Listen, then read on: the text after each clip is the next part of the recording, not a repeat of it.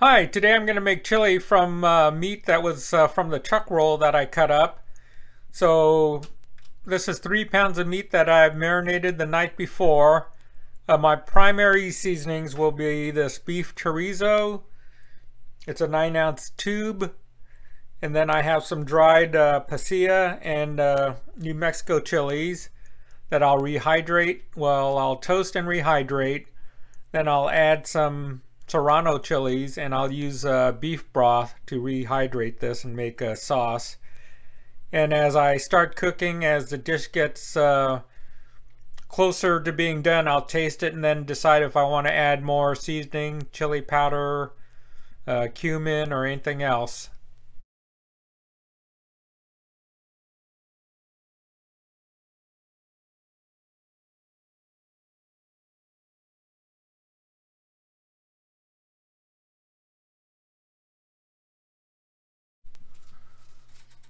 Alright, for preparing the chilies, I typically just cut off the ends and then shake out the seeds. Or you could even use your fingers to pull the seeds out. Because the idea is to toast them without the seeds and then rehydrate them in the broth, them being the chili peppers.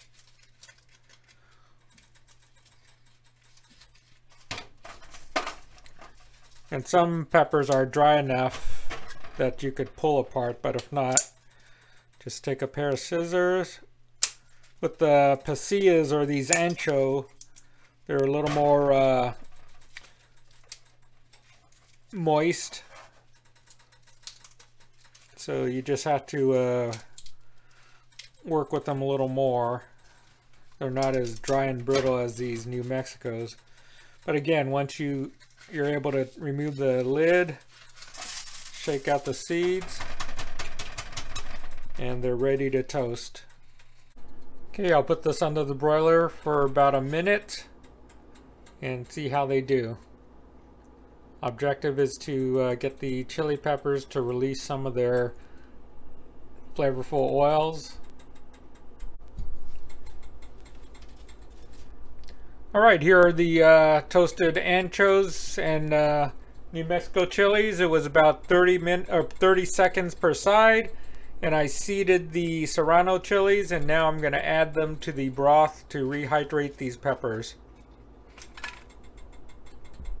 Alright, into the hot broth the peppers will go, and they'll rehydrate anywhere from 15 to 25-30 minutes. Alright, the peppers have been rehydrating. I'm going to use a stick blender to sort of make a puree or break down the peppers. Sometimes you could use a, what's that called, a blender. I'm just not wanting to make a big mess. I think the stick blender will get the job done.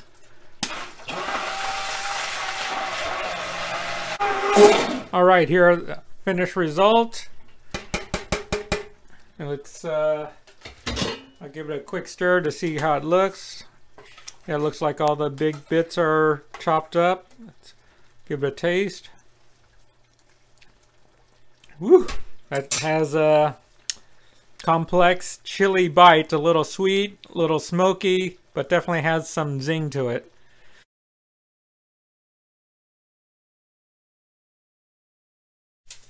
Alright, while the chili peppers are rehydrating, I'm going to brown off the beef. And what I have here is some of the beef fat that I'm rendering, and that will become my cooking oil. And remember, fat is flavor. So typically, people would brown the meat in batches, and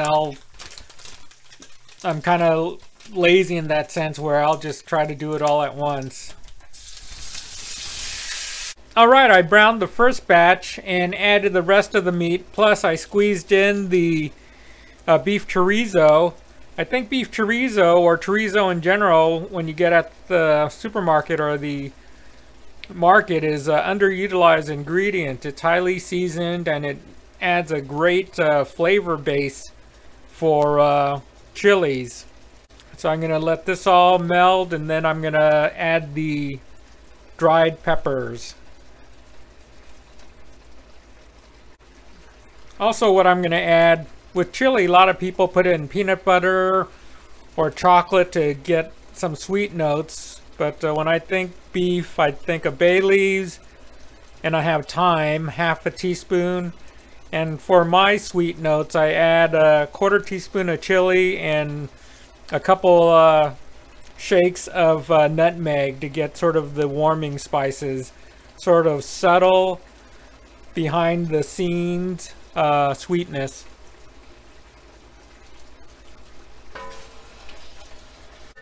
Alright, here's the chili cooking. The chorizo looks like it's melted down and formed part of the sauce, the base.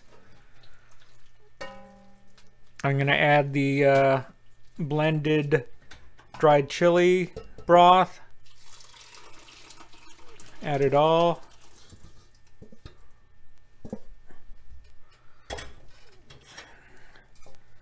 And it works out usually for broth and chili. I like to have just about the same amount of water as meat. It's a little high, but that's okay, because I'm going to cook in the oven 275 and put it in with the lid ajar.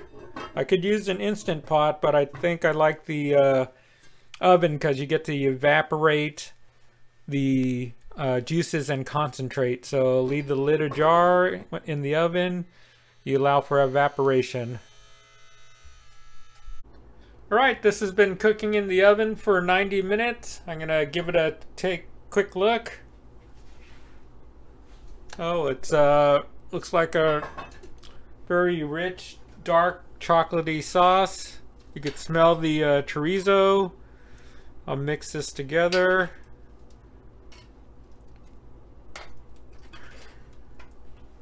I'll give it a quick taste and see what else it needs.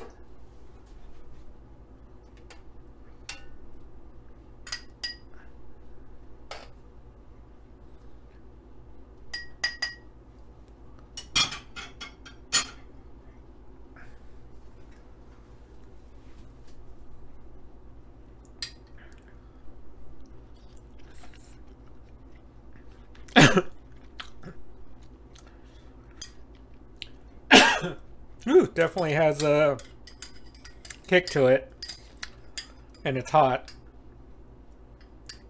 The meat is tender, so I'll put it in the oven.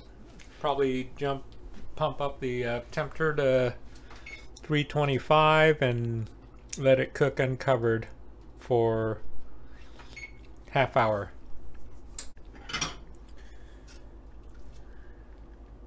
Alright, here's the chili that's been in the oven 325 for a half hour.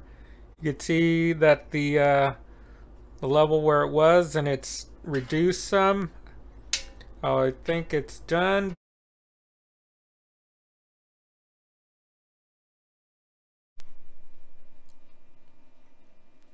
Alright, here are the finished results and a couple ideas on how to serve the Chile Colorado or just chili. Optional is to add beans, but I'm using this more like a spicy beef stew. So I made some fresh salsa, diced avocados, you have lime, shredded sharp cheddar cheese, chopped onions, there's hot sauce, and I like to finish off with Parmesan. The Parmesan closely resembles Cojita, which is a crumbly cheese that's often topped on top of Mexican dishes. You could also use feta. So you could do sort of like a ranchero style soft egg with the chili and some limes. Or you could just do a bowl and add whatever toppings you like. Just mix it in and give it a taste.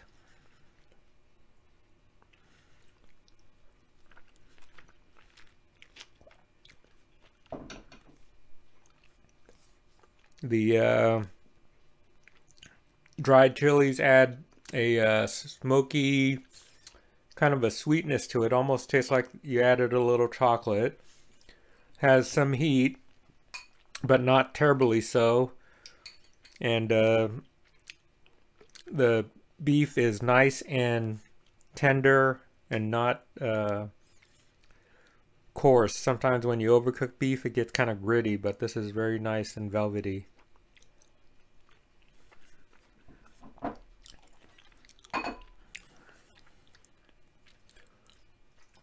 For the eggs, I was shooting for kind of a soft egg, so you can mix everything together and break off little pieces. It's up to your personal preference. I could see using scrambled eggs because they'll make a nice little blend. Try to get a little bite of everything.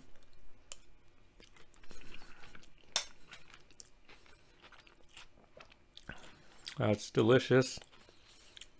Eggs. You could also make tortillas or tacos, or use this as a base for tamales too. Overall, success.